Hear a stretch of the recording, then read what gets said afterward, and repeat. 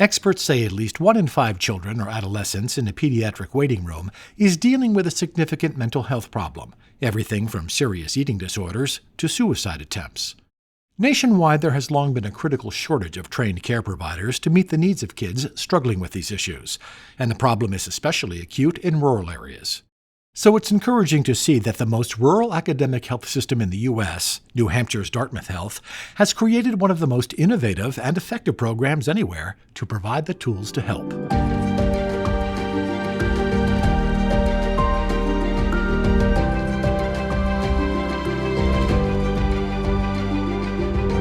Welcome to Advancing Health, a podcast from the American Hospital Association. I'm Tom Hetterly with AHA Communications. Sitting near the border with Vermont, Dartmouth Health serves a population of nearly 2 million people across many small towns in northern New England. Backed with a federal grant, Dartmouth has created a 5-part virtual behavioral health training program for children and adolescents that offers care providers effective tools to engage and help guide young people through their challenges. The program is called Keeping Students Safe, Supporting Youth in Mental Health Distress. In dialogue about the program with Jordan Steiger, AHA Senior Program Manager for Clinical Affairs and Workforce, are 3 experts from Dartmouth Health. Dr. Julie Balaban, child psychiatrist, Jackie Pogue, Research Project Manager with the Dartmouth Institute for Health Policy and Clinical Practice, and Barbara Diekman, Director of Knowledge Map and Patient Education. Julie, I'm wondering if you can kick this off, being that you are a child and adolescent psychiatrist. But we know it's been all over the news that since the start of the pandemic, a lot of children and adolescents are really struggling with their mental health.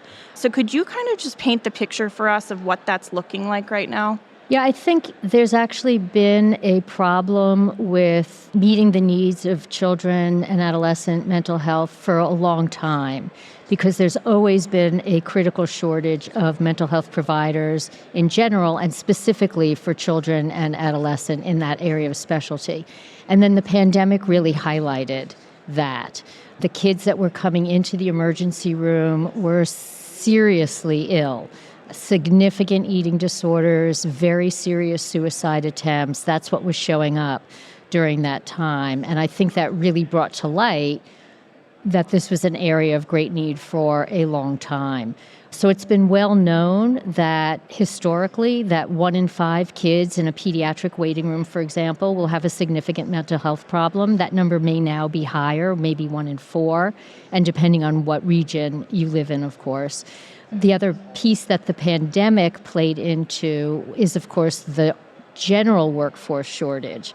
So nursing shortage, for example, is a problem that's been affecting things like inpatient beds for kids who might need a psychiatric hospitalization. So hospitals have had to decrease their bed size, and so that led to a backlog for kids who were seriously ill having to be in emergency rooms or even waiting at home. At Dartmouth, we had the luxury of being able to put some of those kids at least up on a pediatrics unit so they were around other kids and not in a general emergency department, which can be a scary place for a kid.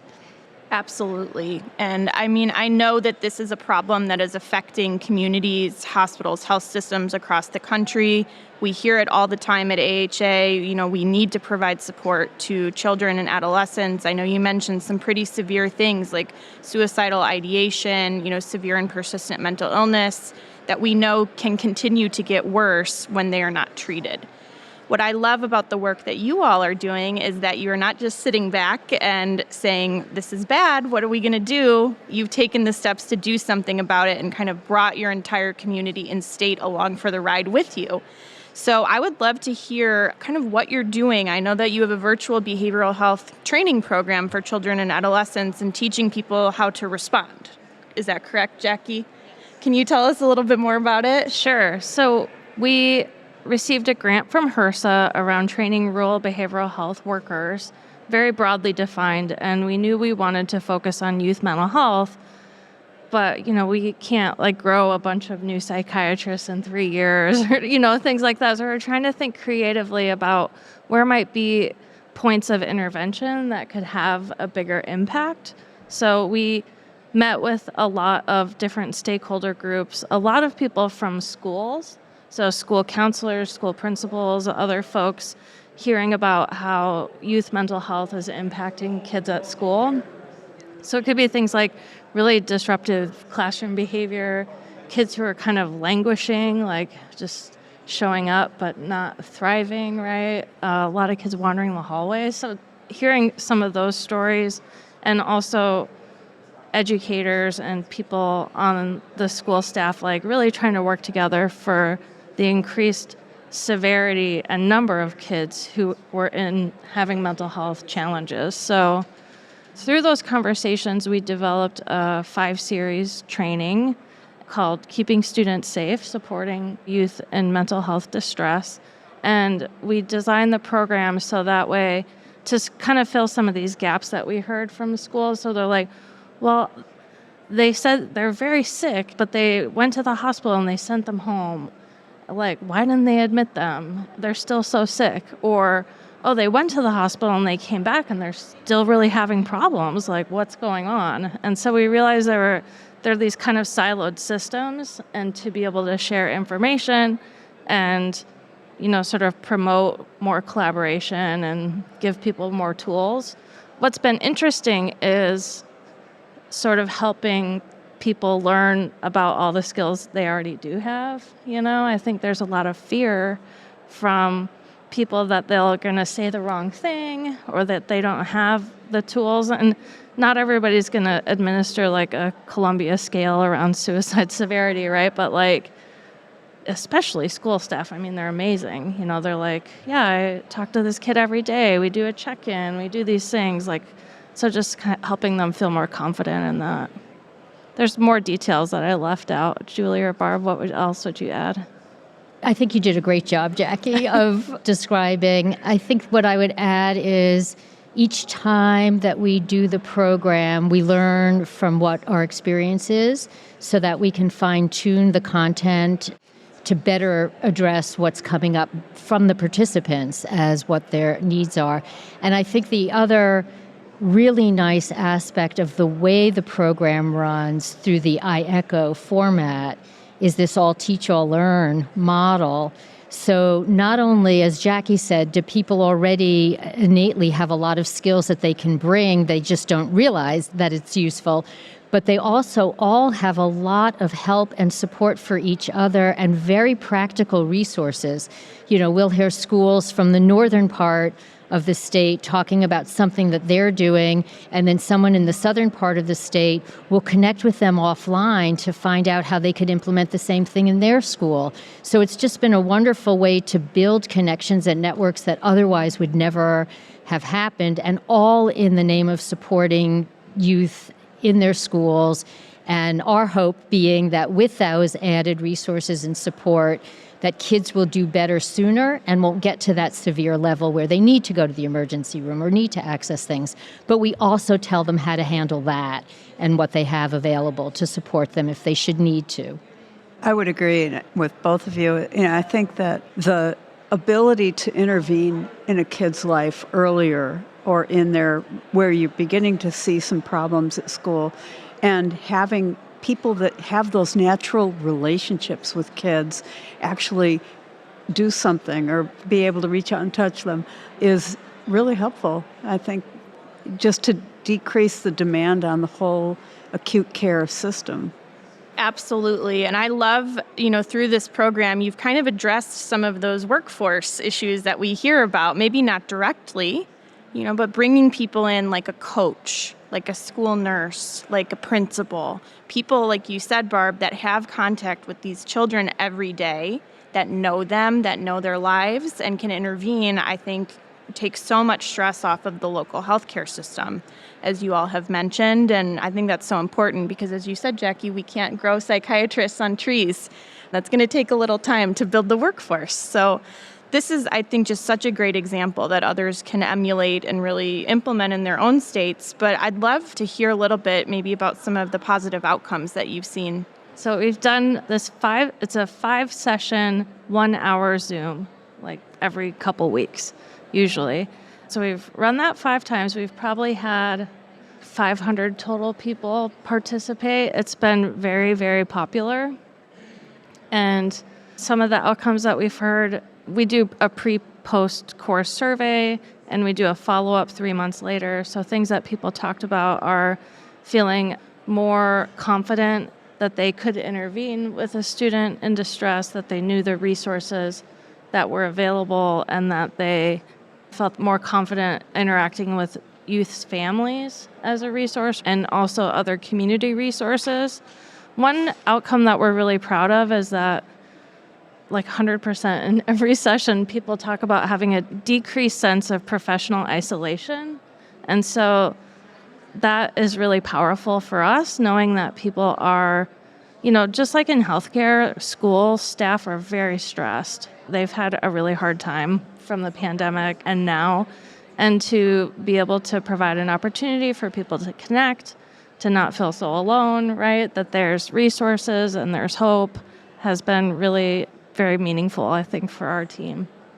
That's great. I think, sometimes we all get in our own bubbles and lanes and think, oh, we are the hospital. We can only solve problems for patients and families once they walk through the doors. But I think this proves that there are a lot of ways to partner with your community and to really improve the way that we respond as a whole. And I think that's really, really powerful, especially when we're talking about maybe smaller rural communities that we do know have some issues sometimes with workforce, with access, with things like that. I think this is just such a great example.